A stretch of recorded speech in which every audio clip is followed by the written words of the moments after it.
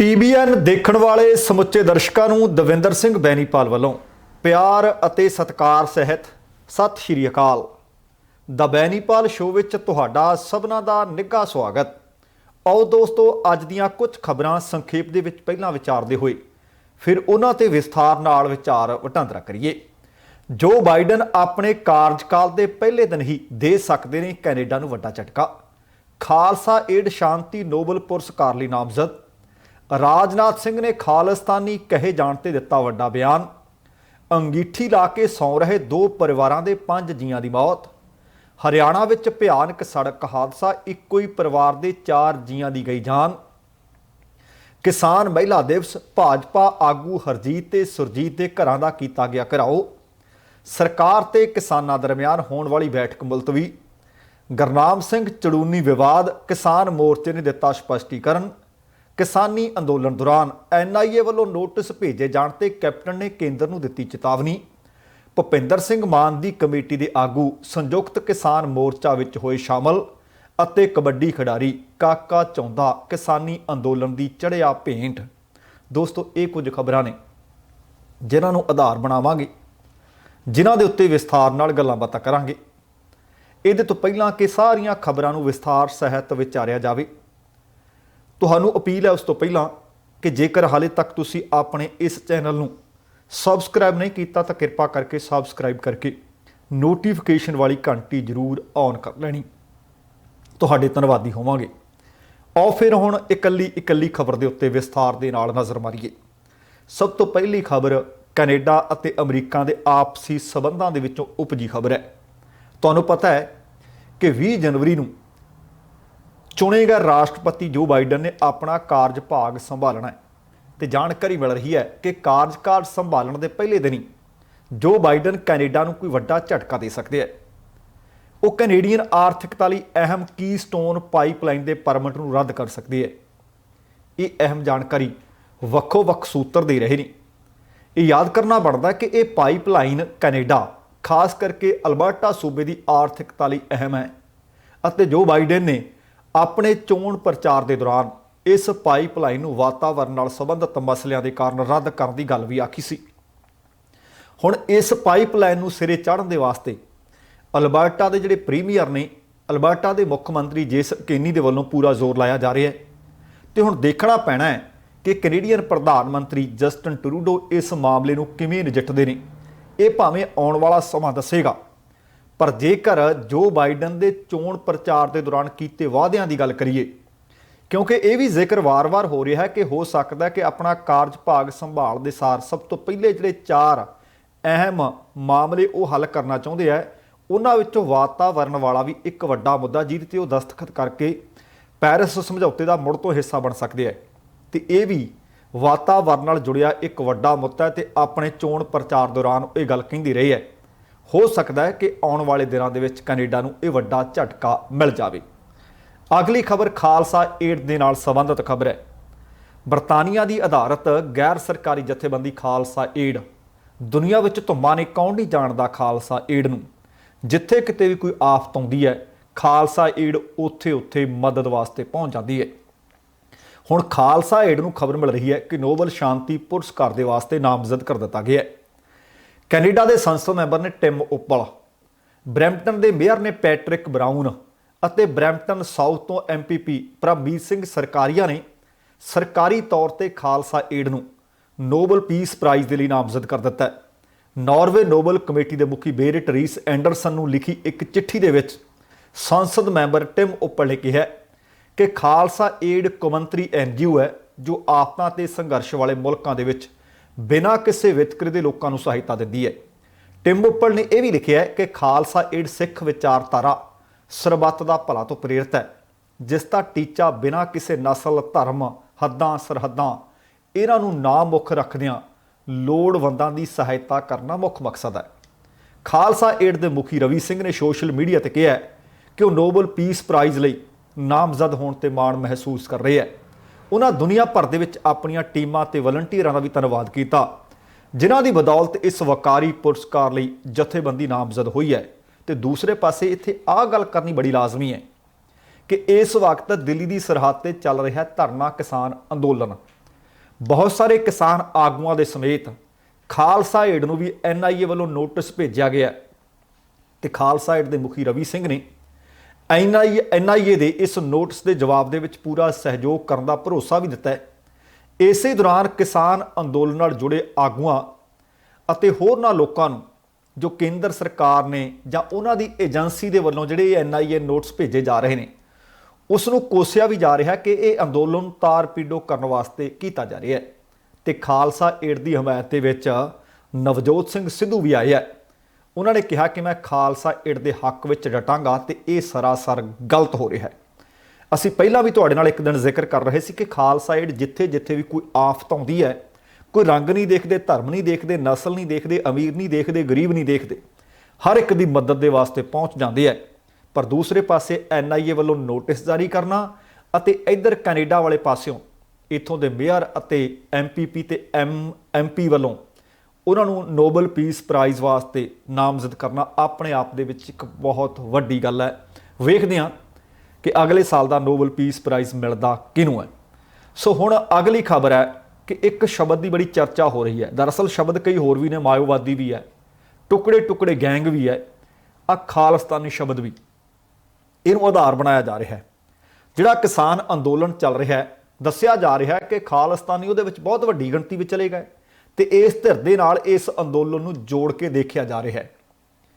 ਹੁਣ ਭਾਰਤ ਦੇ ਰੱਖਿਆ ਮੰਤਰੀ ਨੇ ਰਾਜਨਾਥ ਸਿੰਘ ਅਸਲ ਦੇ ਵਿੱਚ ਉਹ ਇੱਕ ਚੈਨਲ ਤੇ ਗੱਲਬਾਤ ਕਰਨ ਗਏ। ਉੱਥੇ ਗੱਲਬਾਤ ਦੌਰਾਨ ਜਦੋਂ ਤੋਂ ਪੁੱਛਿਆ ਗਿਆ, ਉਹ ਕਹਿੰਦੇ ਮੈਂ ਕਿਸੇ ਵੀ ਹਾਲਤ ਦੇ ਵਿੱਚ ਆਪਣੇ ਸਿੱਖ ਭਰਾਵਾਂ ਨੂੰ ਖਾਲਿਸਤਾਨੀ ਕਹੇ ਜਾਣਾ ਬਰਦਾਸ਼ਤ ਨਹੀਂ ਕਰਾਂਗਾ। ਜਦੋਂ ਰੱਖਿਆ ਮੰਤਰੀ ਨੂੰ ਕਿਹਾ ਗਿਆ ਕਿ ਤੁਹਾਡੀ ਪਾਰਟੀ ਦੇ ਕਈ ਲੀਡਰ ਕਿਸਾਨਾਂ ਨੂੰ ਖਾਲਿਸਤਾਨੀ ਆਖੀ ਜਾਂਦੇ ਆ, ਇਹਦੇ ਤੇ ਰਾਜਨਾਥ ਸਿੰਘ ਨੇ ਕਿਹਾ ਮੈਂ ਉਹਨਾਂ ਨੂੰ ਵੱਡਾ ਭਰਾ ਮੰਨਦਾ। ਉਹ ਕਹਿੰਦੇ ਹਿੰਦੂ ਪਰਿਵਾਰਾਂ ਦੇ ਵਿੱਚ ਇਹ ਰੀਤ ਹੋਇਆ ਕਰਦੀ ਸੀ ਕਿ ਆਪਣੇ ਸਭ ਤੋਂ ਵੱਡੇ ਪੁੱਤਰ ਨੂੰ ਉਹ ਖਾਲਸਾ ਪੰਥ ਦੇ ਹਵਾਲੇ ਕਰਦੇ ਸੀ ਤੇ ਉਹ ਸਿੰਘ ਸਜਦਾ ਸੀ। ਉਹਨਾਂ ਕਿਹਾ ਕਿ ਭਾਰਤ ਦੀ ਸੰਸਕ੍ਰਿਤੀ ਵਿੱਚ ਜਾਂ ਭਾਰਤ ਦੀ ਸੰਸਕ੍ਰਿਤ ਨੂੰ ਬਚਾਉਣ ਦੇ ਵਿੱਚ ਸਿੱਖਾਂ ਦਾ ਜਿਹੜਾ ਯੋਗਦਾਨ ਹੈ ਉਹਨੂੰ ਭਾਰਤ ਸਦੀਆਂ ਤੱਕ ਨਹੀਂ ਭੁਲਾ ਸਕਦਾ, ਕਦੇ ਭੁਲਾ ਕੇ ਵੱਖ ਕਰਕੇ ਦੇਖ ਨਹੀਂ ਸਕਦਾ। ਸਿੱਖ ਸਮਾਜ ਪ੍ਰਤੀ ਕਹਿੰਦੇ ਮੇਰੇ ਮਨ ਦੇ ਵਿੱਚ ਬਹੁਤ ਸਨਮਾਨ ਹੈ। ਇਸ ਤਰ੍ਹਾਂ ਜਦੋਂ ਕਿਹਾ ਗਿਆ ਕਿ ਅਟਾਰਨੀ ਜਨਰਲ ਨੇ ਮਾਨਯੋਗ ਸੁਪਰੀਮ ਕੋਰਟ ਦੇ ਵਿੱਚ ਕਿਹਾ ਕਿ ਕਿਸਾਨ ਅੰਦੋਲਨ ਦੇ ਵਿੱਚ ਖਾਲਿਸਤਾਨੀ ਵੜੇ ਹੋਏ ਨੇ, ਤਾਂ ਰਾਜਨਾਥ ਸਿੰਘ ਕਹਿੰਦੇ ਜੋ ਮੈਂ ਕਹਿ ਰਿਹਾ ਨਾ ਮੈਨੂੰ ਸੁਣੋ। ਗਣਤੰਤਰ ਦਿਵਸ ਦੇ ਦਿਨ ਦਿੱਲੀ ਦੇ ਵਿੱਚ ਹਜ਼ਾਰਾਂ ਦੀ ਗਿਣਤੀ ਦੇ ਵਿੱਚ ਕਹਿੰਦੇ ਟਰੈਕਟਰ ਰੈਲੀ ਕੱਢੀ ਜਾਣੀ ਹੈ ਤੇ ਉਹਦੇ ਬਾਰੇ ਜਦੋਂ ਸਵਾਲ ਪੁੱਛਿਆ ਗਿਆ, ਰਾਜਨਾਥ ਸਿੰਘ ਕਹਿੰਦੇ ਮੈਨੂੰ ਉਮੀਦ ਹੈ ਕਿ ਮੇਰੇ ਕਿਸਾਨ ਭਰਾ ਹਰ ਇੱਕ ਸਮੱਸਿਆ ਦਾ ਹੱਲ ਸੋਚ ਸਮਝ ਕੇ ਕੱਢ ਲੈਣਗੇ। ਉਹ ਕਿਸੇ ਵੀ ਕੀਮਤ ਦੇ ਉੱਤੇ ਗਣਤੰਤਰ ਦਿਵਸ ਨੂੰ ਅਸਫਲ ਕਰਨ ਦੀ ਕਦੇ ਕੋਸ਼ਿਸ਼ ਨਹੀਂ ਕਰਨਗੇ। ਹੁਣ ਸਮਝ ਤੋਂ ਬਾਹਰ ਹੈ ਗੱਲ ਕਿ ਇੱਕ ਪਾਸੇ ਰਾਜਨਾਥ ਸਿੰਘ ਉਹਨਾਂ ਪਹਿਲੇ 1-2 ਲੀਡਰਾਂ ਦੇ ਵਿੱਚ ਆਉਂਦੇ ਆ ਤੇ ਭਾਰਤ ਦੀ ਰੱਖਿਆ ਦਾ ਜ਼ਿੰਮਾ ਰਾਜਨਾਥ ਸਿੰਘ ਦੇ ਮੋਢਿਆਂ ਤੇ ਹੈ, ਤੇ ਇੱਧਰ ਕਿਸੇ ਇੰਟਰਵਿਊ ਦੇ ਵਿੱਚ ਇਹ ਕਹਿਣਾ ਕਿ ਸਿੱਖ ਮੇਰੇ ਭਰਾ ਨੇ, ਸਿੱਖਾਂ ਦਾ ਦੇਣ ਕਦੇ ਭਾਰਤ ਨਹੀਂ ਦੇ ਸਕਦਾ ਤੇ ਸਿੱਖਾਂ ਨੂੰ ਜੇ ਕੋਈ ਖਾਲਿਸਤਾਨੀ ਕਹਿੰਦਾ ਮੈਂ ਬਰਦਾਸ਼ਤ ਨਹੀਂ ਕਰ ਸਕਦਾ। ਪਰ ਉਹਨਾਂ ਦੇ ਕੀ ਮੰਤਰੀ ਆਖੀ ਜਾਂਦੇ ਨੇ, ਉਹਨਾਂ ਦੀ ਸਰਕਾਰ ਦੇ ਵਿੱਚ ਬੈਠੇ ਕੀ ਹੋਰ ਲੋਕ ਆਖੀ ਜਾਂਦੇ ਨੇ। ਇਹ ਆਪਣੇ ਆਪ ਦੇ ਵਿੱਚ ਪਤਾ ਨਹੀਂ ਕਿਹੋ ਜਿਹੀ ਖੇਡ ਖੇਡੀ ਜਾ ਰਹੀ ਹੈ। ਪਰ ਇੱਕ ਗੱਲ ਮੰਨਣ ਵਾਲੀ ਹੈ ਕਿ ਇਸ ਵਕਤ ਇਸ ਅੰਦੋਲਨ ਨੂੰ ਪੈਰ ਪੈਰ ਤੇ ਚੱਪੇ ਚੱਪੇ ਤੇ ਬਚ ਕੇ ਚੱਲਣ ਦੀ ਜ਼ਰੂਰਤ ਹੈ।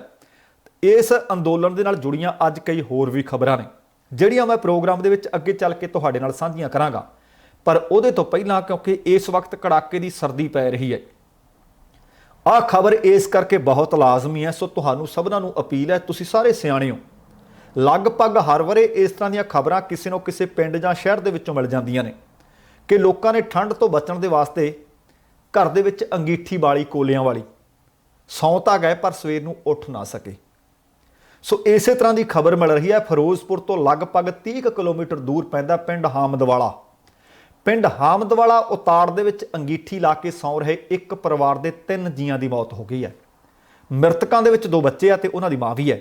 ਮ੍ਰਿਤਕਾਂ ਦੀ ਸ਼ਨਾਖਤ ਰਾਜਵੀਰ ਕੌਰ 35 ਵਰਿਆਂ ਦੀ, ਸਾਹਿਲਪ੍ਰੀਤ ਸਿੰਘ 11 ਵਰਿਆਂ ਦਾ ਅਤੇ ਏਕਮਪ੍ਰੀਤ ਸਿੰਘ ਸਿਰਫ 5 ਵਰਿਆਂ ਦਾ ਸੀ। ਜਾਂਚ ਵਿੱਚ ਸਾਹਮਣੇ ਆਇਆ ਕਿ ਤਿੰਨਾਂ ਦੀ ਮੌਤ ਕੋਇਲਿਆਂ ਵਾਲੀ ਅੰਗੀਠੀ ਤੋਂ ਪੈਦਾ ਹੋਈ ਜ਼ਹਿਰੀਲੀ ਗੈਸ ਦੇ ਕਾਰਨ ਹੋਈ ਹੈ। ਇਸੇ ਤਰ੍ਹਾਂ ਅੰਮ੍ਰਿਤਸਰ ਤੋਂ ਵੀ ਖਬਰ ਮਿਲ ਰਹੀ ਹੈ। ਖਬਰ ਇਹ ਵੀ ਬੜੀ ਮੰਦਭਾਗੀ ਹੈ ਕਿ ਉਹਨਾਂ ਨੇ ਵੀ ਠੰਡ ਤੋਂ ਬਚਾ ਲਈ ਰਾਤ ਵੇਲੇ ਕਮਰੇ ਦੇ ਵਿੱਚ ਅੰਗੀਠੀ ਬਾਲ ਲਈ ਤੇ ਉਹਦੇ ਧੂਏ ਦੇ ਕਾਰਨ 2 ਜੀਆਂ ਦੀ, ਜਿਸ ਦੇ ਵਿੱਚ ਮਾਂ ਅਤੇ ਪੁੱਤ ਦੱਸੇ ਗਏ ਹੈ, ਤੇ ਇੱਕ ਗੰਭੀਰ ਹਾਲਤ ਦੇ ਵਿੱਚ ਇਸ ਵਕਤ ਹਸਪਤਾਲ ਦੇ ਵਿੱਚ ਭਰਤੀ ਕਰਵਾਇਆ ਗਿਆ। ਮ੍ਰਿਤਕਾਂ ਦੀ ਸ਼ਨਾਖਤ 22 ਵਰ੍ਹਿਆਂ ਦੀ ਰਜ਼ੀਨਾ ਬੇਗਮ ਅਤੇ ਉਸਦੇ 4 ਵਰ੍ਹਿਆਂ ਦੇ ਬੇਟੇ ਰਿਜ਼ਵਾਨ ਦੇ ਵਜੋਂ ਹੋਈ ਹੈ, ਜਦੋਂ ਕਿ ਮ੍ਰਿਤਕਾ ਦਾ ਪਤੀ 24 ਵਰ੍ਹਿਆਂ ਦਾ ਅਫਜ਼ਲ ਗੁਰੂ ਨਾਨਕ ਦੇਵ ਹਸਪਤਾਲ ਦੇ ਵਿੱਚ ਜ਼ੇਰੇ ਇਲਾਜ ਹੈ, ਜਿੱਥੇ ਉਸ ਦੀ ਹਾਲਤ ਗੰਭੀਰ ਬਣੀ ਹੋਈ ਹੈ। ਇਹ ਪਰਿਵਾਰ ਸ਼ਹਿਰ ਦੇ ਅੰਦਰੂਨੀ ਹਿੱਸੇ ਖੂਹ ਕੋੜਿਆਂ ਦੇ ਨੇੜੇ ਰਹਿੰਦਾ ਸੀ। ਪਰਿਵਾਰ ਨੇ ਘਰ ਦੇ ਕਮਰੇ ਵਿੱਚ ਖਿੜਕੀਆਂ ਬੰਦ ਕੀਤੀਆਂ ਅਤੇ ਨਾਲ ਇੱਕ ਕੋਇਲਿਆਂ ਵਾਲੀ ਅੰਗੀਠੀ ਬਾਣ ਲਈ, ਜੋ ਕਿ 2 ਜੀਆਂ ਵਾਸਤੇ ਜਾਨਲੇਵਾ ਸਾਬਤ ਹੋ ਗਈ ਹੈ। ਅਰਦਾਸ ਕਰਦੇ ਹਾਂ ਕਿ ਤੀਸਰਾ ਜੀ ਬਚ ਰਹੇ। ਪਰ ਹਰ ਵਰੇ ਲਗਭਗ ਇੰਜ ਮੌਤਾਂ ਹੁੰਦੀਆਂ ਨੇ। ਕੱਪੜੇ ਵੱਧ ਪਾ ਲਓ, ਥੋੜ੍ਹੀ ਬਹੁਤੀ ਠੰਡ ਲੱਗ ਜਾਊ, ਜਾਂ ਫਿਰ ਗਰਮ ਕੱਪੜਿਆਂ ਦਾ ਪ੍ਰਬੰਧ ਕਰ ਲਓ, ਪਰ ਕੋਇਲਿਆਂ ਵਾਲੀ ਅੰਗੀਠੀ ਘਰ ਦੀਆਂ ਵਿੰਡੋਆਂ ਤਾਕੀਆਂ ਬੰਦ ਕਰਕੇ ਨਾ ਬਾਲਿਆ ਕਰੋ। ਅਗਲੀ ਖਬਰ ਹੈ, ਉਹ ਵੀ ਬੜੀ ਮੰਦਭਾਗੀ ਖਬਰ ਹੈ। ਅੱਜ ਹਾਦਸਿਆਂ ਦਾ ਦਿਨ ਆਖਿਆ ਜਾ ਸਕਦਾ ਹੈ। ਇਹ ਖਬਰ ਹਰਿਆਣਾ ਦੇ ਵਿੱਚੋਂ ਮਿਲ ਰਹੀ ਹੈ। ਹਰਿਆਣਾ ਦੇ ਵਿੱਚ ਮਹਿੰਦਰਗੜ੍ਹ ਕਨੀਨਾ ਰੋਡ ਤੇ ਇੱਕ ਕਾਰ ਅਤੇ ਪ੍ਰਾਈਵੇਟ ਬੱਸ ਦੀ ਟੱਕਰ ਹੋਈ ਹੈ। ਟੱਕਰ ਦੇ ਵਿੱਚ ਇੱਕੋ ਹੀ ਪਰਿਵਾਰ ਦੇ 4 ਜੀ ਹਲਾਕ ਹੋ ਗਏ ਹੈ। ਹਾਦਸਾ ਕੱਲ ਐਤਵਾਰ ਵਾਲੇ ਦਿਨ ਮਹਿੰਦਰਗੜ੍ਹ ਦੇ ਵਿੱਚ ਜਗਰੌਲੀ ਪਿੰਡ ਦੇ ਨੇੜੇ ਹੋਇਆ। ਮਰਨ ਵਾਲੇ ਵਿਅਕਤੀਆਂ ਦਾ ਸਬੰਧ ਫਰੀਦਾਬਾਦ ਨਾਲ ਦੱਸਿਆ ਗਿਆ ਹੈ ਅਤੇ ਉਮਰ ਲਗਭਗ 50 ਦੇ ਨੇੜੇ ਤੇੜ ਸੀ। ਪੀੜਤਾਂ ਦੇ ਵਿੱਚ 3 ਭਰਾ ਅਤੇ ਇੱਕ ਉਹਨਾਂ ਦੀ ਭੈਣ ਦੱਸੀ ਜਾ ਰਹੀ ਹੈ। ਇਹ ਸਾਰੇ ਮਹਿੰਦਰਗੜ੍ਹ ਤੋਂ ਫਰੀਦਾਬਾਦ ਪਰਤ ਰਹੇ ਸਨ, ਜਦੋਂ ਇਹਨਾਂ ਦੀ ਕਾਰ ਇੱਕ ਸਾਹਮਣਿਓਂ ਆ ਰਹੀ ਇੱਕ ਪ੍ਰਾਈਵੇਟ ਬੱਸ ਦੇ ਨਾਲ ਟਕਰਾ ਗਈ ਅਤੇ 4 ਦੀ ਜਾਨ ਚਲੀ ਗਈ ਹੈ। ਸੋ ਸਾਰੀਆਂ ਜਿੰਨੀਆਂ ਵੀ ਜਾਨਾਂ ਗਈਆਂ ਨੇ, ਭਾਵੇਂ ਅੰਗੀਠੀ ਦੇ ਕਾਰਨ, ਭਾਵੇਂ ਐਕਸੀਡੈਂਟ ਦੇ ਕਾਰਨ, ਪ੍ਰਮਾਤਮਾ ਅੱਗੇ ਅਰਦਾਸ ਕਰਦੇ ਹਾਂ ਕਿ ਆਪਣੇ ਚਰਨਾਂ ਵਿੱਚ ਇਹਨਾਂ ਨੂੰ ਨਿਵਾਸ ਬਖਸ਼ੇ। ਅਤੇ ਨਾਲ ਤੁਹਾਨੂੰ ਅਪੀਲ ਵੀ ਕਰਦੇ ਹਾਂ ਕਿ ਭਾਵੇਂ ਤੁਹਾਡਾ ਕਸੂਰ ਤੇ ਭਾਵੇਂ ਰੋਡ ਤੇ ਹੋਵੇ ਦੂਸਰੇ ਦਾ ਕਸੂਰ, ਜਾਨ ਕਿਸੇ ਦੀ ਵੀ ਜਾ ਸਕਦੀ ਹੈ ਜਾਂ ਜਾਨ ਕਿਸੇ ਦੀ ਵੀ ਆਪਾਂ ਲੈ ਸਕਦੇ ਹਾਂ। ਇਸ ਕਰਕੇ ਰੋਡ ਸੈਂਸ ਵਰਤੀਏ, ਆਪ ਵੀ ਬਚੀਏ ਅਤੇ ਹੋਰਨਾਂ ਨੂੰ ਵੀ ਬਚਾਈਏ। ਅਗਲੀ ਖਬਰ, ਕਿਸਾਨ ਮਹਿਲਾ ਦਿਵਸ ਮਨਾਇਆ ਗਿਆ ਭਾਰਤ ਦੇ ਵਿੱਚ, ਤੇ ਜਾਣਕਾਰੀ ਮਿਲੀ ਹੈ ਕਿ ਭਾਜਪਾ ਆਗੂਆਂ ਦੇ ਘਰਾਂ ਦਾ ਘਿਰਾਓ ਹੋਇਆ। ਪੰਜਾਬ ਦੇ ਵਿੱਚ ਸਭ ਤੋਂ ਵੱਡੀ ਲਹਿਰ ਵਿੱਢੀ ਗਈ ਸੀ ਇਹਨਾਂ ਖੇਤੀ ਕਾਨੂੰਨਾਂ ਦੇ ਖਿਲਾਫ, ਤੇ ਹੁਣ ਸਮੁੱਚੇ ਭਾਰਤ ਨਹੀਂ ਸਗੋਂ ਸਮੁੱਚੀ ਦੁਨੀਆ ਦੇ ਵਿੱਚ ਫੈਲ ਚੁੱਕੀ ਹੈ। ਤੇ ਇਸ ਮਹਿਲਾ ਕਿਸਾਨ ਦਿਵਸ ਦੇ ਮੌਕੇ ਕਿਸਾਨ ਜਥੇਬੰਦੀਆਂ ਦੇ ਸੱਦੇ ਤੇ ਭਾਰਤੀ ਕਿਸਾਨ ਯੂਨੀਅਨ ਏਕਤਾ ਦੀ ਅਗਵਾਈ ਦੇ ਵਿੱਚ ਹਜ਼ਾਰਾਂ ਕਿਸਾਨਾਂ ਨੇ ਭਾਜਪਾ ਆਗੂਆਂ ਹਰਜੀਤ ਗਰੇਵਾਲ ਤੇ ਸੁਰਜੀਤ ਕੁਮਾਰ ਜਿਆਣੀ ਦੇ ਘਰਾਂ ਦੇ ਅੱਗੇ ਵੱਡੇ ਰੋਸ ਮੁਜ਼ਾਹਰੇ ਕੀਤੇ ਹੈ। ਕਿਸਾਨ ਜਥੇਬੰਦੀਆਂ ਵੱਲੋਂ ਦਿੱਤੇ ਪ੍ਰੋਗਰਾਮ ਦੇ ਮੁਤਾਬਕ ਮਹਿਲਾ ਕਿਸਾਨ ਦਿਵਸ ਦੇ ਵਜੋਂ ਇਸ ਨੂੰ ਮਨਾਇਆ ਗਿਆ ਅਤੇ ਵੱਡੀ ਗਿਣਤੀ ਦੇ ਵਿੱਚ ਬੀਬੀਆਂ ਨੇ ਫਾਜ਼ਿਲਕਾ ਦੇ ਸਾਬਕਾ ਵਿਧਾਇਕ ਅਤੇ ਭਾਜਪਾ ਆਗੂ ਸੁਰਜੀਤ ਕੁਮਾਰ ਜਿਆਣੀ ਦੀ ਰਿਹਾਇਸ਼ ਦਾ ਘਿਰਾਓ ਕੀਤਾ।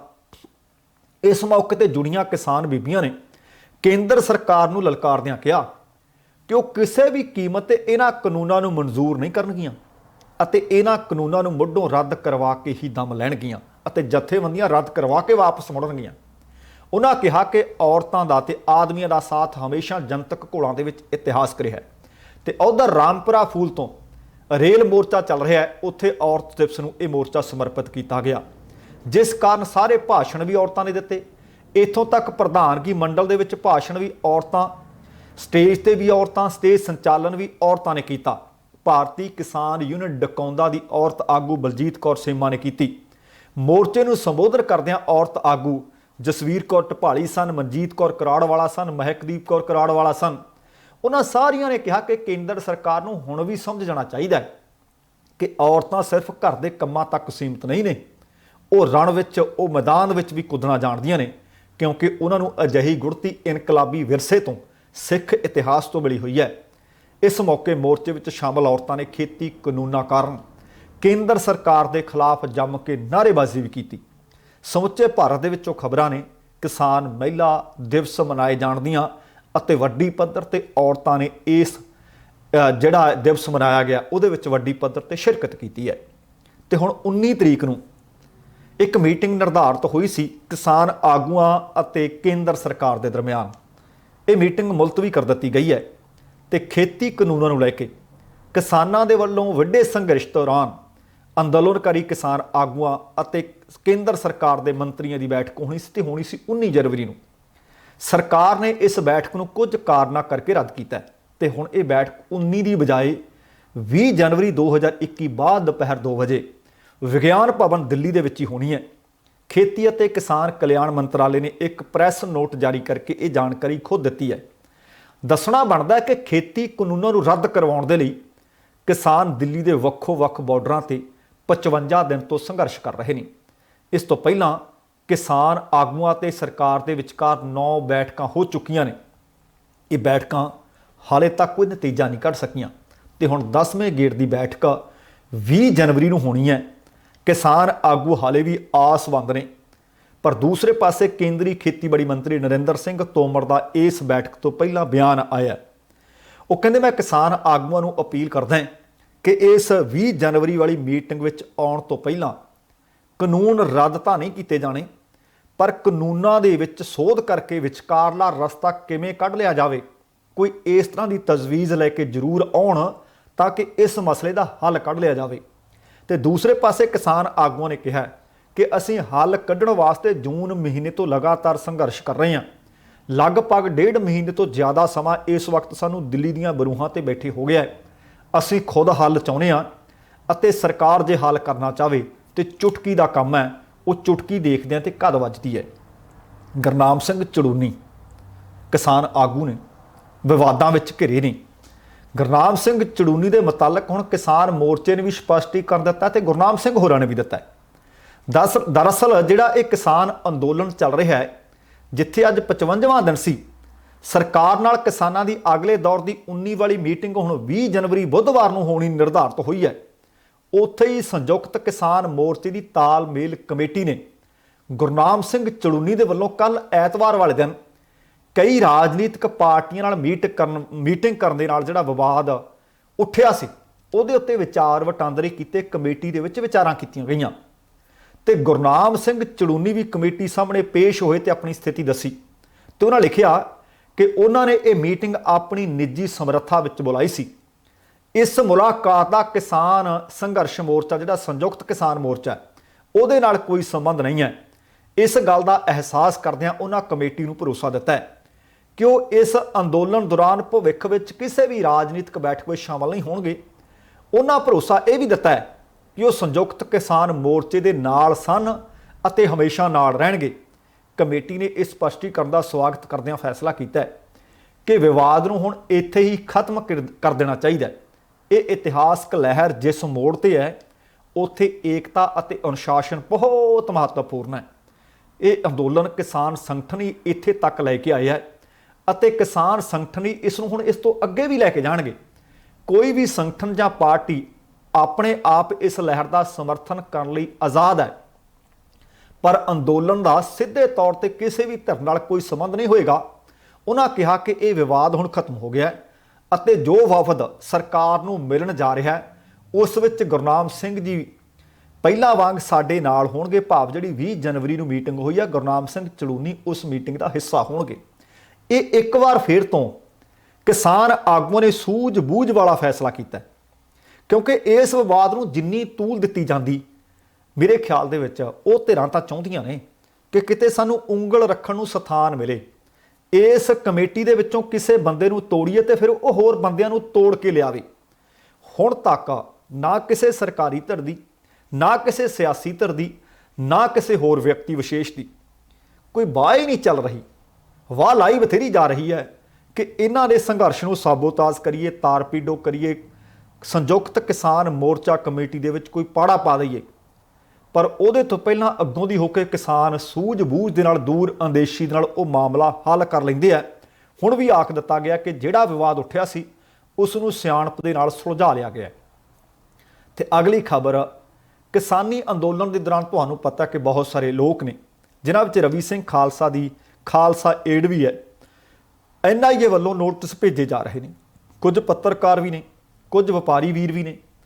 तो हुण इस संघर्ष दे विच जिहड़े लोग शामिल हो रहे हैं जां हमायत कर रहे हैं उन्होंने कौमी जांच एजेंसी के वलों नोटिस जारी करने की निंदा की है। पंजाब के मुख्य मंत्री कैप्टन अमरिंदर सिंह ने वो कहते डराउण धमकाउण वाले अजिहे हथकंडे किसानां नूं अपने हक्कां ते भविख की लड़ाई लड़न लई लाए गए अहद नूं कमज़ोर नहीं कर सकते।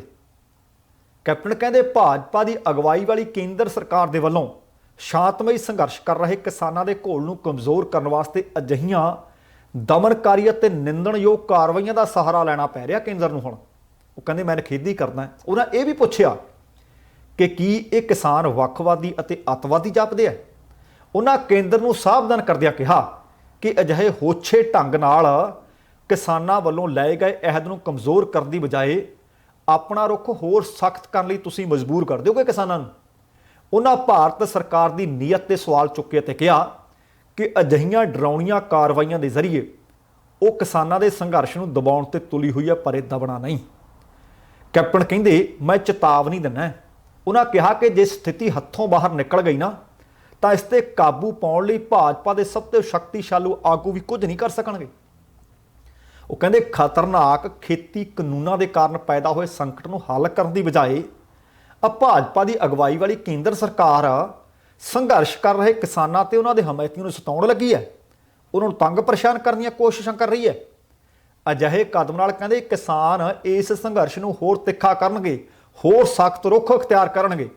ਮੁੱਖ ਮੰਤਰੀ ਨੇ ਇਹ ਵੀ ਕਿਹਾ ਕਿ ਜ਼ਾਹਿਰ ਹੈ ਕਿ ਭਾਜਪਾ ਦੀ ਅਗਵਾਈ ਵਾਲੀ ਐਨਡੀਏ ਸਰਕਾਰ ਨੂੰ ਨਾ ਤਾਂ ਕਿਸਾਨਾਂ ਦੀ ਚਿੰਤਾ ਹੈ ਅਤੇ ਨਾ ਹੀ ਉਹਨਾਂ ਦੀ ਮਾਨਸਿਕਤਾ ਨੂੰ ਉਹ ਸਮਝ ਰਹੇ ਨੇ। ਉਹਨਾਂ ਕਿਹਾ ਕਿ ਪੰਜਾਬੀ ਸੁਭਾਅ ਤੋਂ ਜੁਝਾਰੂ ਹੁੰਦੇ ਆ, ਉਹਨਾਂ ਦੀ ਜੂਝਣ ਦੀ ਭਾਵਨਾ ਨੂੰ ਦੁਨੀਆ ਵਿੱਚ ਸਰਵੋਤਮ ਯੋਧੇ ਬਣਾਉਂਦੀ ਹੈ। ਉਹਨਾਂ ਅੱਗੇ ਕਿਹਾ ਕਿ ਕੇਂਦਰ ਸਰਕਾਰ ਦੇ ਵੱਲੋਂ ਚੁੱਕੇ ਜਾਣ ਵਾਲੇ ਸਖਤ ਕਦਮਾਂ ਨਾਲ ਪੰਜਾਬ ਦੇ ਕਿਸਾਨ ਇਸ ਦੀ ਨਕਾਰਾਤਮਕ ਪ੍ਰਤੀਕਿਰਿਆ ਦੇਣਗੇ। ਉਹ ਕਹਿੰਦੇ ਭਾਰਤ ਸਰਕਾਰ ਵੱਲੋਂ ਕਿਸਾਨਾਂ ਦੀਆਂ ਹੱਕੀ ਮੰਗਾਂ ਨੇ, ਜਾਇਜ਼ ਮੰਗਾਂ ਨੇ, ਇਹ ਮੰਨ ਲਈਆਂ ਜਾਣ, ਵਿਰੋਧ ਨਾ ਕੀਤਾ ਜਾਵੇ। ਕਿਸਾਨ ਦਿੱਲੀ ਦੇ ਵਿੱਚ ਹੱਡ ਚੀਰਵੀਂ ਠੰਡ ਦਾ ਵੀ ਸਾਹਮਣਾ ਕਰ ਰਹੇ ਨੇ ਤੇ ਦੂਸਰੀਆਂ ਤੁਹਾਡੀਆਂ ਨੀਤੀਆਂ ਦਾ ਸਾਹਮਣਾ ਕਰ ਰਹੇ ਨੇ। ਕਿੰਨਿਆਂ ਦੀਆਂ ਹੁਣ ਤੱਕ ਮੌਤਾਂ ਹੋ ਚੁੱਕੀਆਂ ਨੇ। ਕਹਿੰਦੇ ਖਦਸ਼ੇ ਨੂੰ ਸਮਝਣ ਦੀ ਜ਼ਰੂਰਤ ਹੈ। ਕਹਿੰਦੇ ਮੈਨੂੰ ਤਾਂ ਹੈਰਾਨੀ ਹੋ ਰਹੀ ਹੈ ਜਿਸ ਤਰ੍ਹਾਂ ਦੀਆਂ ਕੇਂਦਰ ਸਰਕਾਰ ਕਾਰਵਾਈਆਂ ਕਰ ਰਹੀ ਹੈ। ਉਹ ਕਹਿੰਦੀ ਆਪਣੇ ਹਉਮੈ ਨੂੰ ਪੱਠੇ ਪਾਉਣੇ ਛੱਡੇ, ਇਹਨਾਂ ਕਾਲੇ ਕਾਨੂੰਨਾਂ ਨੂੰ ਵਾਪਸ ਲਵੇ ਜਿਹਦੀ ਜਿੱਦ ਕੀਤੀ ਹੋਈ ਹੈ। ਕਿਸਾਨਾਂ ਨੂੰ ਉਹਨਾਂ ਦੀ ਹੱਕੀ ਆਵਾਜ਼ ਨੂੰ ਦਬਾਉਣ ਵਾਸਤੇ ਸ਼ਰੇਆਮ ਧੱਕੇਸ਼ਾਹੀ ਵਾਲਾ ਵਤੀਰਾ ਹਰਗਿਜ਼ ਬਰਦਾਸ਼ਤ ਨਹੀਂ ਹੋਏਗਾ। ਇਸ ਸੰਬੰਧੀ ਉਹਨਾਂ ਨੇ 1 ਮਹੀਨਾ ਪਹਿਲਾਂ ਪੰਜਾਬ ਦੇ ਕਈ ਵੱਡੇ ਆੜ੍ਹਤੀਆਂ ਨੂੰ ਆਮਦਨ ਕਰ ਦੇ ਨੋਟਿਸ ਭੇਜੇ। ਹੁਣ ਐਨਆਈਏ ਵੱਲੋਂ ਨੋਟਿਸ ਭੇਜੇ ਜਾ ਰਹੇ ਨੇ। ਉਹਨਾਂ ਕਿਹਾ ਕਿ ਇਹ ਕਾਰਵਾਈਆਂ ਕਿਸਾਨਾਂ ਉੱਤੇ ਆਪਣਾ ਅੰਦੋਲਨ ਵਾਪਸ ਲੈਣ ਲਈ ਦਬਾਅ ਅਧੀਨ ਕੀਤੀਆਂ ਜਾ ਰਹੀਆਂ ਨੇ, ਪਰ ਕਿਸਾਨ ਇਹ ਕਦੇ ਨਹੀਂ ਕਰਨਗੇ। ਉਹਨਾਂ ਇਹ ਵੀ ਕਿਹਾ ਕਿ ਇਹ ਹੋਛੀਆਂ ਕਾਰਵਾਈਆਂ ਕਿਸਾਨਾਂ ਜਿਹੜੀਆਂ ਜਾਂ ਜਥੇਬੰਦੀਆਂ ਜਿਹੜੀ ਆਪਣੀ ਹੋਂਦ ਦੀ ਲੜਾਈ ਲੜ ਰਹੀਆਂ ਨੇ ਜਾਂ ਜਿਹੜੇ ਲੋਕ ਇਸ ਵਕਤ ਅੰਨਦਾਤਿਆਂ ਦੀ ਹਮਾਇਤ ਕਰ ਰਹੇ ਨੇ, ਉਹ ਲੱਖਾਂ ਭਾਰਤੀਆਂ ਦੀ ਆਵਾਜ਼ ਨੂੰ ਤੁਹਾਡੀਆਂ ਇਹ ਦਮਨਕਾਰੀ ਨੀਤੀਆਂ ਦਬਾ ਨਹੀਂ ਸਕਣਗੀਆਂ। ਉਹਨਾਂ ਕਿਹਾ ਕਿ ਕੇਂਦਰ ਸਰਕਾਰ ਨੂੰ ਜੇ ਕੋਈ ਸ਼ਰਮ ਹੈ ਤਾਂ ਉਹ ਤੁਰੰਤ ਇਹਨਾਂ ਕਾਨੂੰਨਾਂ ਨੂੰ ਵਾਪਸ ਲਵੇ, ਸਬੰਧਤ ਧਿਰਾਂ ਨਾਲ ਬੈਠ ਕੇ ਗੱਲਬਾਤ ਕਰੇ ਤਾਂ ਜੋ ਸਹੀ ਅਰਥਾਂ ਵਿੱਚ ਹਿੱਤਕਾਰੀ ਖੇਤੀਬਾੜੀ ਵਿੱਚ ਸੁਧਾਰ ਲਿਆਂਦੇ ਜਾ ਸਕਣ। ਪਰ ਜਿਸ ਤਰ੍ਹਾਂ ਦੀਆਂ ਨੀਤੀਆਂ ਅਪਣਾਈਆਂ ਜਾ ਰਹੀਆਂ ਨੇ ਨਾ, ਇਹਦੇ ਨਾਲ ਕੇਂਦਰ ਅਤੇ ਕਿਸਾਨਾਂ ਦੇ ਵਿਚਕਾਰ ਪਾੜਾ ਵਧ ਰਿਹਾ ਹੈ। ਹੁਣ ਵੇਖਦੇ ਹਾਂ ਕਿ ਕੈਪਟਨ ਅਮਰਿੰਦਰ ਸਿੰਘ ਦੀ ਇਸ ਚੇਤਾਵਨੀ ਦਾ ਸਰਕਾਰ ਤੇ ਕੋਈ ਅਸਰ ਹੁੰਦਾ ਹੈ ਜਾਂ ਨਹੀਂ ਹੁੰਦਾ। ਅਸੀਂ ਕੈਪਟਨ ਅਮਰਿੰਦਰ ਸਿੰਘ ਨੂੰ ਵੀ ਅਪੀਲ ਕਰਦੇ ਹਾਂ ਕਿ ਠੀਕ ਹੈ, ਤੁਸੀਂ ਬਿਆਨ ਦੇ ਦਿੱਤਾ, ਅਸੀਂ ਬਿਆਨ ਪੜ੍ਹਿਆ ਸੀ, ਅਸੀਂ ਦਰਸ਼ਕਾਂ ਨਾਲ ਸਾਂਝਾ ਵੀ ਕਰ ਦਿੱਤਾ, ਪਰ ਇੰਝ ਕਰੋ, ਤੁਸੀਂ ਚੁਣੇ ਹੋਏ ਮੁੱਖ ਮੰਤਰੀ ਹੋ, ਤੁਹਾਡੀ ਤਾਂ ਸੈਂਟਰ ਦੇ ਵਿੱਚ ਵੀ ਸੁਣੀ ਜਾਂਦੀ ਹੈ, ਤੁਸੀਂ ਤਾਂ ਕਿਸੇ ਵੀ ਮੰਤਰੀ ਨਾਲ ਸਮਾਂ ਲੈ ਕੇ ਗੱਲਬਾਤ ਕਰ ਸਕਦੇ ਹੋ। ਪ੍ਰਧਾਨ ਮੰਤਰੀ ਨਰਿੰਦਰ ਮੋਦੀ ਹੋਰਾਂ ਤੋਂ ਸਮਾਂ ਮੰਗੋ, ਉਹਨਾਂ ਨੂੰ ਦੱਸੋ ਕਿ ਜਿਸ ਤਰ੍ਹਾਂ ਦੀਆਂ ਨੀਤੀਆਂ ਅਪਣਾਈਆਂ ਜਾ ਰਹੀਆਂ ਨੇ, ਐਨਆਈਏ ਵੱਲੋਂ ਨੋਟਿਸ ਜਾਰੀ ਕੀਤੇ ਜਾ ਰਹੇ ਨੇ, ਇਹ ਗੱਲਬਾਤ ਸੁਲਝਾਉਣਗੇ ਨਹੀਂ, ਸਗੋਂ ਉਲਝਾ ਕੇ ਰੱਖ ਦੇਣਗੇ। ਘੱਟੋ ਘੱਟ ਸਥਿਤੀ ਸਾਫ਼ ਤਾਂ ਹੋਏਗੀ ਕਿ ਤੁਸੀਂ ਪ੍ਰਧਾਨ ਮੰਤਰੀ ਨਾਲ ਮੀਟਿੰਗ ਕਰਕੇ ਆਏ ਤੇ ਮੀਟਿੰਗ ਦੇ ਵਿੱਚ ਤੁਹਾਨੂੰ ਉਹਨਾਂ ਨੇ ਜਵਾਬ ਕੀ ਦਿੱਤਾ। ਅਗਲੀ ਖਬਰ ਹੈ, ਭੁਪਿੰਦਰ ਸਿੰਘ ਮਾਨ ਦੀ ਕਮੇਟੀ ਹੈ, ਇੱਕ ਭਾਰਤੀ ਕਿਸਾਨ ਯੂਨੀਅਨ ਹੈ ਤੇ ਉਹਦੇ ਵਿੱਚ ਹੁਣ ਫੁੱਟ ਪੈ ਗਈ ਹੈ। ਜਿਸ ਤਰ੍ਹਾਂ ਭਾਰਤੀ ਕਿਸਾਨ ਯੂਨੀਅਨ ਲੱਖੋਵਾਲ ਦੇ ਵਿੱਚ ਫੁੱਟ ਪਈ ਸੀ ਜਦੋਂ ਉਹਨਾਂ ਨੇ ਸੁਪਰੀਮ ਕੋਰਟ ਦਾ ਰੁਖ ਅਖਤਿਆਰ ਕੀਤਾ ਸੀ। ਦੋਵਾਂ ਹੀ ਫੁੱਟਾਂ ਦੇ ਵਿੱਚ ਸੁਪਰੀਮ ਕੋਰਟ ਸਾਂਝੀ ਹੈ। ਉਹਦੇ ਵਿੱਚ ਉਹ ਖੁਦ ਸੁਪਰੀਮ ਕੋਰਟ ਪਹੁੰਚੇ ਸਨ ਤੇ ਇਹਦੇ ਵਿੱਚ ਸੁਪਰੀਮ ਕੋਰਟ ਨੇ ਭੁਪਿੰਦਰ ਸਿੰਘ ਮਾਨ ਨੂੰ 4 ਮੈਂਬਰੀ ਕਮੇਟੀ ਜਿਹੜੀ ਗਠਿਤ ਕੀਤੀ ਹੈ ਉਹਦੇ ਵਿੱਚ ਪਾ ਦਿੱਤਾ ਸੀ। ਇਸ ਕਮੇਟੀ ਦੇ ਮੈਂਬਰ ਭੁਪਿੰਦਰ ਸਿੰਘ ਮਾਨ ਨੇ ਭਾਵੇਂ 2 ਦਿਨ ਬਾਅਦ ਆਪਣਾ ਕਮੇਟੀ ਦੇ ਵਿੱਚੋਂ ਨਾਮ ਵਾਪਸ ਲੈ ਲਿਆ ਸੀ ਅਤੇ ਆਖ ਦਿੱਤਾ ਸੀ ਕਿ ਉਹ ਕਿਸਾਨਾਂ ਦੇ ਨਾਲ ਨੇ। ਉੱਥੇ ਹੀ ਬਲਵੀਰ ਸਿੰਘ ਰਾਜੇਵਾਲ ਨੇ ਅੱਜ ਇੱਕ ਪ੍ਰੈਸ ਕਾਨਫਰੰਸ ਕੀਤੀ। ਇਸ ਪ੍ਰੈਸ ਕਾਨਫਰੰਸ ਦੇ ਦੌਰਾਨ ਭੁਪਿੰਦਰ ਸਿੰਘ ਮਾਨ ਦੀ ਜਥੇਬੰਦੀ ਦੇ ਆਗੂ ਅਤੇ ਕੁਝ ਕਾਰਕੁਨ ਸੰਯੁਕਤ ਕਿਸਾਨ ਮੋਰਚਾ ਦੇ ਵਿੱਚ ਸ਼ਾਮਲ ਹੋ ਗਏ ਹੈ। ਇਸ ਮੌਕੇ ਬਲਵੀਰ ਸਿੰਘ ਰਾਜੇਵਾਲ ਸਮੇਤ ਕਈ ਹੋਰ ਕਿਸਾਨ ਆਗੂਆਂ ਨੇ ਪੰਜਾਬ ਪ੍ਰਧਾਨ ਬਲਦੇਵ ਸਿੰਘ ਸਮੇਤ ਹੋਰ ਕਈ ਆਗੂਆਂ ਨੂੰ ਸਿਰੋਪਾਓ ਦੇ ਕੇ ਸੰਯੁਕਤ ਕਿਸਾਨ ਮੋਰਚੇ ਦੇ ਵਿੱਚ ਸ਼ਾਮਲ ਕੀਤਾ। ਅੱਜ ਭਾਰਤੀ ਕਿਸਾਨ ਯੂਨੀਅਨ ਮਾਨ ਨੂੰ ਛੱਡ ਕੇ ਬਲਦੇਵ ਸਿੰਘ ਮੀਆਂਪੁਰ ਅਤੇ ਗੁਰਬਚਨ ਸਿੰਘ ਬਾਜਵਾ ਆਪਣੇ ਸਾਥੀਆਂ ਸਮੇਤ ਭਾਰਤੀ ਕਿਸਾਨ ਯੂਨੀਅਨ ਰਾਜੇਵਾਲ ਵਿੱਚ ਸ਼ਾਮਲ ਹੋ ਗਏ ਹੈ। ਇਸ ਮੌਕੇ ਬਲਦੇਵ ਸਿੰਘ ਮੀਆਂਪੁਰ ਨੇ ਕਿਹਾ ਕਿ ਭੁਪਿੰਦਰ ਸਿੰਘ ਮਾਨ ਸੁਪਰੀਮ ਕੋਰਟ ਦੀ ਕਮੇਟੀ ਵਿੱਚ ਸ਼ਾਮਲ ਹੋਏ ਅਤੇ ਜਦੋਂ ਅਸੀਂ ਉਹਨਾਂ ਨੂੰ ਪੁੱਛਿਆ ਕਿ ਉਹ ਸ਼ਾਮਲ ਕਿਉਂ ਹੋਏ ਤਾਂ ਭੁਪਿੰਦਰ ਸਿੰਘ ਮਾਨ ਨੇ ਕਿਹਾ ਕਿ ਮੈਨੂੰ ਸੁਪਰੀਮ ਕੋਰਟ ਨੇ ਸ਼ਾਮਲ ਕੀਤਾ ਹੈ। ਇਸ ਤੋਂ ਬਾਅਦ ਉਹਨਾਂ ਨੇ ਭੁਪਿੰਦਰ ਸਿੰਘ ਮਾਨ ਦੇ ਨਾਲੋਂ ਆਪਣਾ ਨਾਤਾ ਤੋੜ ਲਿਆ। ਇਸ ਲਈ ਉਹਨਾਂ ਨੇ ਫੈਸਲਾ ਕੀਤਾ ਕਿ ਉਹ ਭਾਰਤੀ ਕਿਸਾਨ ਯੂਨੀਅਨ ਮਾਨ ਨੂੰ ਛੱਡ ਕੇ ਭਾਰਤੀ ਕਿਸਾਨ ਯੂਨੀਅਨ ਰਾਜੇਵਾਲ ਵਿੱਚ ਸ਼ਾਮਲ ਹੋ ਰਹੇ ਨੇ। ਦੱਸਣਾ ਬਣਦਾ ਕਿ ਮੀਆਂਪੁਰ ਅਤੇ ਰਾਜੇਵਾਲ ਵੀ ਨੇੜੇ ਨੇੜੇ ਨੇ। ਇਹ ਵੀ ਦੱਸਣਾ ਬਣਦਾ ਕਿ ਬਲਦੇਵ ਸਿੰਘ ਮੀਆਂਪੁਰ ਸਾਲ 2007 ਦੇ ਵਿੱਚ ਰਾਜੇਵਾਲ ਧੜੇ ਨਾਲੋਂ ਹੀ ਵੱਖਰੇ ਹੋਏ ਸੀ ਅਤੇ ਲਗਭਗ 13 ਵਰ੍ਹਿਆਂ ਤੋਂ ਬਾਅਦ ਦੁਬਾਰਾ ਫੇਰ ਉਹ ਭਾਰਤੀ ਕਿਸਾਨ ਯੂਨੀਅਨ ਰਾਜੇਵਾਲ ਦੇ ਵਿੱਚ ਸ਼ਾਮਲ ਹੋ ਗਏ ਹੈ। ਤੇ ਅਗਲੀ ਖਬਰ ਹੈ, ਇੱਕ ਚੰਗੀ ਖਬਰ ਹੈ। ਪਹਿਲਾਂ ਪੰਜਾਬ ਦੇ ਪਿੰਡਾਂ ਦੇ ਵਿੱਚੋਂ ਬਹੁਤ ਸਾਰੀਆਂ ਇਸ ਤਰ੍ਹਾਂ ਦੀਆਂ ਖਬਰਾਂ ਮਿਲੀਆਂ ਸੀ ਕਿ ਕਿਤੇ ਅਲਸੀ ਦੀਆਂ ਪਿੰਨੀਆਂ ਬਣ ਰਹੀਆਂ ਨੇ, ਕਿਤੇ ਬਿਸਕੁਟ ਬਣਵਾਏ ਜਾ ਰਹੇ ਨੇ। ਹੁਣ ਤੇ ਇਸ ਵਕਤ ਜਿਹੜੇ ਲੰਗਰ ਸਰਹੱਦ ਤੇ ਚੱਲ ਰਹੇ ਨੇ ਉੱਥੇ ਰਸਤਾਂ ਵਾਸਤਾਂ ਦੀ ਕੋਈ ਕਮੀ ਨਹੀਂ, ਪਰ ਫਿਰ ਵੀ ਹਰ ਇੱਕ ਪਿੰਡ ਦੇ ਲੋਕ, ਸ਼ਹਿਰ ਦੇ ਲੋਕ ਮਹਿਸੂਸ ਕਰ ਰਹੇ ਹੈ ਕਿ ਜਿਹੜੇ ਇਹਨਾਂ ਕਾਨੂੰਨਾਂ ਨੂੰ ਰੱਦ ਕਰਵਾਉਣ ਦੇ ਵਾਸਤੇ ਦਿੱਲੀ ਦੀਆਂ ਹੱਦਾਂ ਤੇ ਲਗਭਗ ਹੁਣ ਤਾਂ 2 ਮਹੀਨੇ ਹੋਣ ਵਾਲੇ ਆ ਬੈਠੇ ਆ, ਉਹਨਾਂ ਵਾਸਤੇ ਕੁਝ ਨਾ ਕੁਝ ਭੇਜਿਆ ਜਾਵੇ। ਜਾਣਕਾਰੀ ਮਿਲੀ ਹੈ ਕਿ ਪਿੰਡ ਫੂਲਕਾ ਦੇ ਕਿਸਾਨਾਂ ਨੇ ਦੇਸੀ ਘਿਓ ਦੇ 20 ਕੁਇੰਟਲ ਲੱਡੂ ਤਿਆਰ ਕੀਤੇ ਹੈ। ਇਸ ਤੋਂ ਪਹਿਲਾਂ ਪਿੰਡ ਰੰਗੜੀ ਦੇ ਲੋਕਾਂ ਨੇ ਦੇਸੀ ਘਿਓ ਦੀਆਂ 20 ਕੁਇੰਟਲ ਪਿੰਨੀਆਂ ਦਿੱਲੀ ਕਿਸਾਨਾਂ ਦੇ ਵਾਸਤੇ ਭੇਜੀਆਂ ਸਨ। ਤੇ ਪਿੰਡ ਫੂਲਕਾ ਦੇ ਕਿਸਾਨ ਰਵਿੰਦਰ, ਜੈਚੰਦ, ਰਾਮ ਕੁਮਾਰ ਅਤੇ ਗਿਰਾਜ ਗਹਿਲੋਤ ਨੇ ਦੱਸਿਆ ਕਿ ਦਿੱਲੀ ਦੀਆਂ ਹੱਦਾਂ ਤੇ ਬੈਠੇ ਕਿਸਾਨਾਂ ਦੇ ਵਾਸਤੇ ਦੇਸੀ ਘਿਓ ਦੇ 20 ਕੁਇੰਟਲ ਲੱਡੂ ਤਿਆਰ ਕਰ ਲਏ ਗਏ ਨੇ। ਇਹ ਲੱਡੂ ਅਤੇ ਹੋਰ ਰਸਤ ਲੈ ਕੇ ਅੱਜ ਉਹ ਸਰਹੱਦ ਤੇ ਪਹੁੰਚੇ ਹੈ ਅਤੇ 100 ਤੋਂ ਵੱਧ ਕਿਸਾਨ 10 ਟਰੈਕਟਰ ਟਰਾਲੀਆਂ ਲੈ ਕੇ ਦਿੱਲੀ ਨੂੰ ਰਵਾਨਾ ਹੋਏ ਸੀ, ਜਿਸ ਦੇ ਵਿੱਚ ਇਹ 20 ਕੁਇੰਟਲ ਲੱਡੂ ਵੀ ਰੱਖੇ ਗਏ ਸੀ। ਉਹ ਕਹਿੰਦੇ ਅਸੀਂ ਦਿੱਲੀ ਦੀ ਜਿਹੜੀ ਟਰੈਕਟਰ ਪਰੇਡ ਹੋਣੀ ਹੈ ਉਹਦੇ ਵਿੱਚ ਸ਼ਿਰਕਤ ਕਰਨ ਤੋਂ ਬਾਅਦ ਵਾਪਸ ਪਰਤਾਂਗੇ।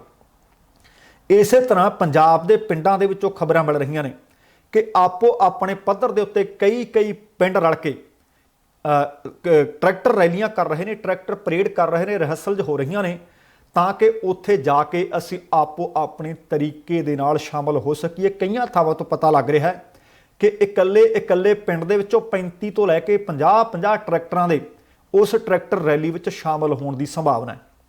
ਤੇ ਅਗਲੀ ਖਬਰ ਬੜੀ ਮੰਦਭਾਗੀ ਖਬਰ ਹੈ। ਇਹਨਾਂ ਖੇਤੀ ਬਿੱਲਾਂ ਨੂੰ ਰੱਦ ਕਰਵਾਉਣ ਦੇ ਨਾਲ ਸੰਬੰਧਿਤ ਖਬਰ ਹੈ।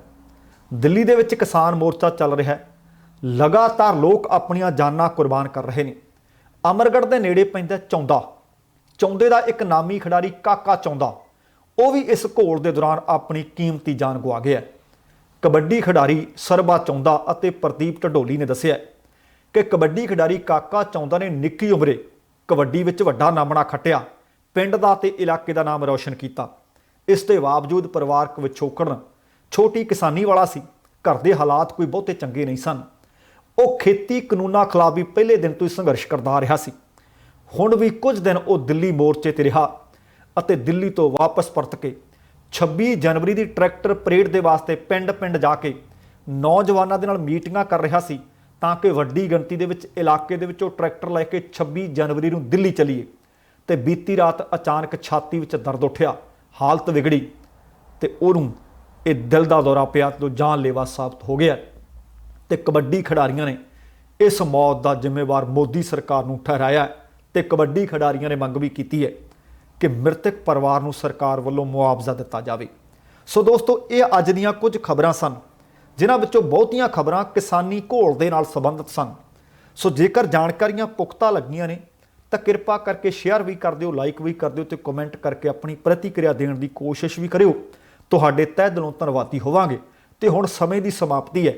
ਜਾਣ ਤੋਂ ਪਹਿਲਾਂ ਕਹਾਂਗਾ, ਜ਼ਿੰਦਗੀ ਜ਼ਿੰਦਾਦਿਲੀ ਦਾ ਨਾਮ ਹੈ। ਦਵਿੰਦਰ ਸਿੰਘ ਬੈਨੀਪਾਲ ਨੂੰ ਆਗਿਆ ਦਿਓ। ਸਤਿ ਸ਼੍ਰੀ ਅਕਾਲ। ਤੇਰਾ ਭਰਾਖਾ।